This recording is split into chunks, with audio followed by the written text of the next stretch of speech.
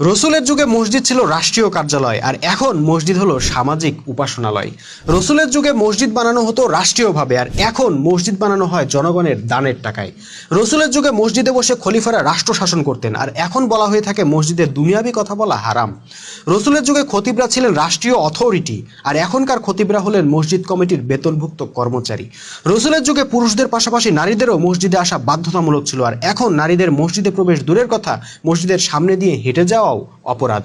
রসুলের যুগে জুমার খুতবায় রাষ্ট্রের পক্ষ থেকে জনগণের জন্য দিক নির্দেশনা থাকতো, আর এখন খতিবরা হাজার বছর আগে লেখা খুতবা পড়ে শোনান, মুসল্লিরা কিছুই বুঝতে পারে না। রসুলের যুগে মুসল্লিরা জুমায় যেতেন কারণ জুমার দিন এলাকার সকল সমস্যার সমাধান পাওয়া যেত, আর এখন মুসল্লিরা জুমায় যান কারণ ফতোয়া আছে পরপর 3 জুমায় না গেলে বউ তালাক হয়ে যাবে। হয়তো এজন্যই আল্লাহ রসুল বলছেন এমন সময় আসবে মসজিদ সমূহ জাঁকজমকপূর্ণ ও লোকে লোকারণ্য হয়ে যাবে, কিন্তু সেখানে হেদায়া থাকবে না।